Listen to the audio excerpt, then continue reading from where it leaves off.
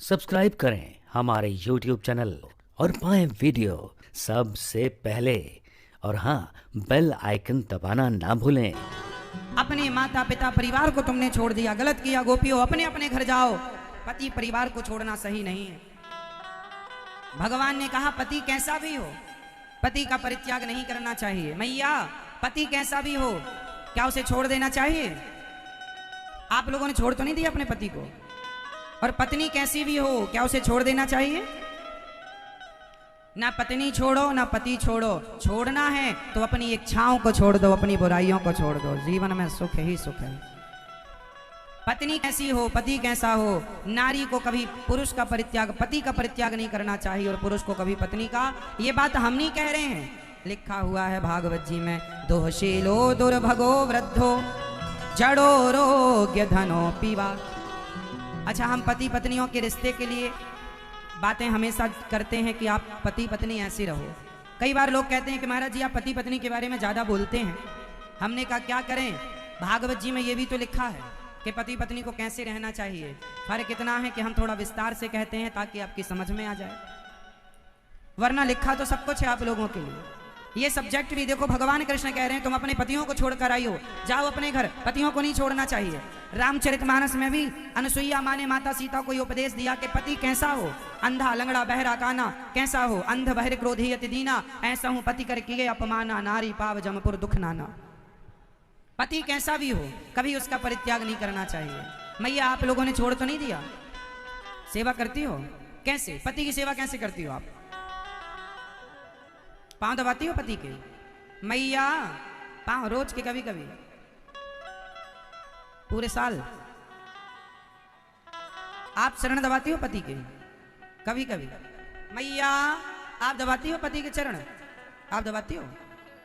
नहीं, नहीं दबाती हो। आप दबाती हो पति के चरण? आप दबाती हो मैया? आप दबाती हो? रोज के, कभी कभी?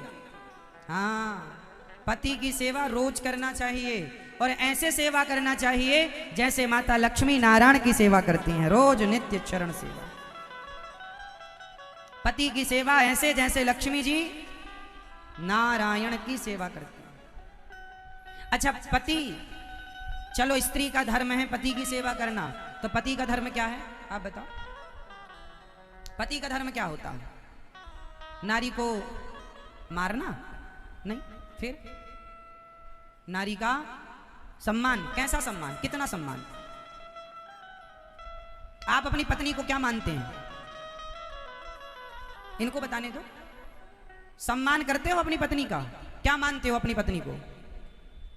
क्या गणेश, लक्ष्मी मानते हो? सही। वो तो शिकायत कर रही थी कि आप लड़ते भी हो कभी कभी। तो लक्ष्मी से कौन लड़ता है? पति को चाहिए कि आप अपनी पत्नी को लक्ष्मी स्वरूप माने और सदा उसको खुश रखने की कोशिश करें। पत्नी को चाहिए कि वो अपने पति को नारायण माने और पति को चाहिए कि वो अपनी पत्नी को लक्ष्मी माने। तो तुम ही हो लक्ष्मी नारायण। बोलिए लक्ष्मी नारायण भगवान, तुम ही हो। गृहस्थी कैसे चलानी है? गृहस्थाश्रम बुरा नहीं है, गृहस्थी चलानी नहीं आती, इसलिए लोग परेशान रहते हैं। पत्नी का सम्मान पति करे, पति का सम्मान पत्नी करे, पत्नी का सम्मान पति करे। एक दूसरे के लिए, साइकिल में दो पहिए हैं, दोनों ठीक चलेंगे तो यात्रा होगी। एक पंचर हो गया तो नहीं घसीटना पड़ेगा। पत्नी और पति दोनों समझदार होंगे तो गृहस्थी चलेगी। अच्छा बताओ, पति पत्नी में ज्यादा समझदार किसका होना जरूरी है? पति पत्नी दोनों में ज्यादा समझदार किसका, ज्यादा समझदार होना जरूरी है? आप बताओ, आप बताओ भैया। सफेद कुर्ता, सफेद, किसका? पति का। आप बताओ, पति का, पत्नी का? आप नहीं रहेंगे समझदार। पत्नी करे सब जो करे, तुम कुछ नहीं। बेटा आप बताओ, आपकी शादी हो गई? चलो बताओ क्या विचार है आपका विवाह के लिए? पति पत्नी में ज्यादा समझदार किसका होना जरूरी है? पति का या पत्नी का? पति का समझदार। मैया बताओ किसका समझदार होना ज्यादा जरूरी है? दोनों का? नहीं, दोनों का तो पता ही है, एक निर्णय लेना है आपको, दो नाव में ना चढ़ो। पति का, पत्नी का? आप बताओ। पति का? हमें लगा आप सही बताओगी। किसका?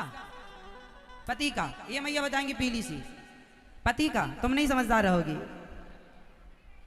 हाँ, गृहस्थी चलाने के लिए अब मैं जो बात कहने जा रहा हूं ये 100 कम से कम 20 करोड़ की बात है। 20 करोड़ का ज्ञान दे रहा हूं आपको फ्री में, ले सको तो ले लो, जीवन भर काम आएगा।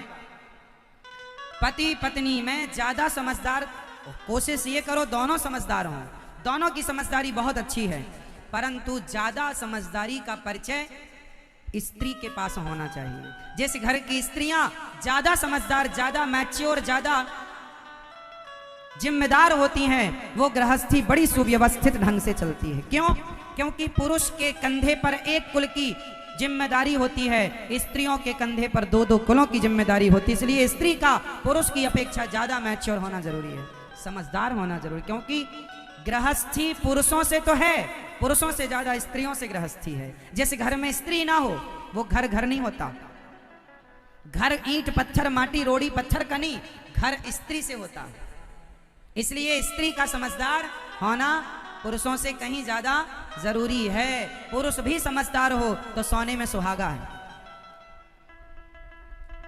इसलिए स्त्रियों का समझदार। इसलिए हमारी माताएं बहनें, आपका समझदार, आप ये ना कहा करो हमारा पति हमें डांटता है। पुरुषों को चाहिए कि आप अपनी पत्नियों को डांटा ना करो, और डांटा करे पति तो आप शिकायत भी ना किया करो, क्योंकि प्यार यदि आपसे करता है तो डांटेगा भी आपको, डांटने पड़ोसन को तो जाएगा नहीं। क्यों जी, सही है? आपका पति आपको डांटता है क्या?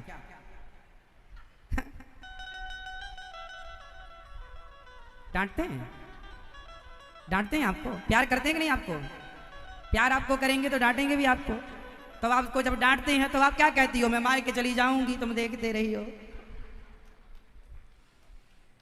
इसलिए गृहस्थी एक की समझदारी से नहीं, दोनों की। पत्नी की समझदारी ज्यादा चाहिए गृहस्थी में।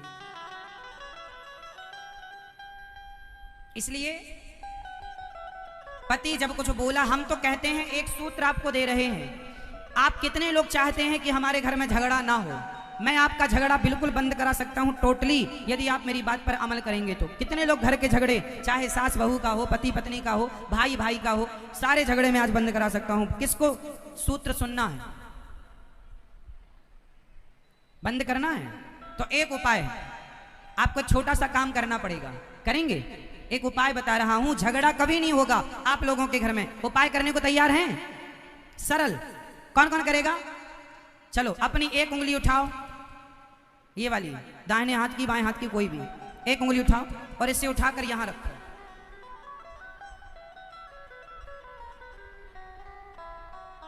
यदि आपने ये वाला उपाय किया, कोई कुछ बोले अपने को टुप्पई टाप रहना है। यदि आप टुप्पई टाप रह गए तो हर झगड़े से बच जाओगे। फिर झगड़ा हो तो बताना मेरे से। झगड़ा तब होता है जब आप बोल जाते हैं। अरे बोलने से महाभारत हो गया पगले, बोलने से क्या हो गया? हाँ, बोलने से हो गया महाभारत। नहीं बोलते तो अंधों के अंधे होते हैं, यही तो बोल गई ना द्रौपदी। लो, हो गया। इसलिए टुप्पई टाप रहो। तो कितने लोग आज से ये वाला अभ्यास करेंगे? करोगे? आज से उपाय, पति गाली दे तो पति की तरफ धीरे धीरे देख के मुस्कुराओ, बस। ज्यादा भी ना हंसना, नहीं और गुस्से में आएगा। चुप रहो। आज पति का दिमाग खराब है, तुम अपना काहे करती हो? उसका खराब है, तुम अपना ना करो। आज चुप रहो। जब कल उसका ठंडा हो जाए कल तुम बात करना। कल काहे कुत्तों की तरफ भौंक रहे थे?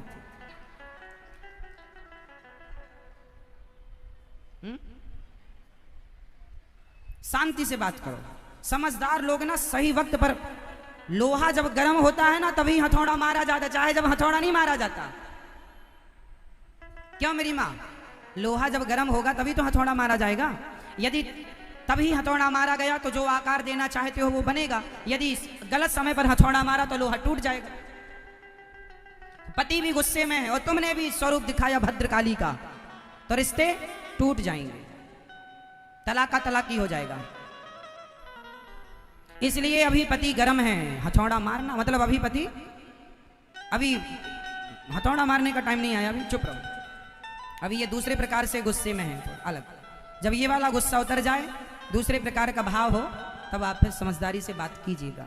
इसलिए समय देखना चाहिए कि कब बात करने, कौन सी बात कब कहने का कब सही वक्त है। सही वक्त पर कही गई बात असरदार होती है। सही बात भी आप गलत समय पर कहेंगे तो समझ नहीं आएगी। सही बात कहिए, पर सही बात कहने का वक्त भी सही होना चाहिए। गलत समय पर सही बात कहेंगे तो बुरी लग जाएगी। ये बात कौन कौन समझ रहे हैं हमारी इस बात को? थोड़ा आप लोग समझा करो गृहस्थी को। देखो कितनी गहराई से जानना पड़ता है गृहस्थी को। छोटी छोटी बातें हैं, आप लोग सब जानते हैं, कभी गौर नहीं करते। आप व्यर्थ में गुस्सा करते हैं, बड़बड़ाते रहते नहीं। जहां जरूरत क्रोध की है वहां क्रोध करो, जहां जरूरत क्रोध की नहीं है वहां बिल्कुल ना करो। क्रोध करना अच्छा है या बुरा है? जोर से, जोर से, जोर से। अच्छा है, क्रोध करना बहुत अच्छा है।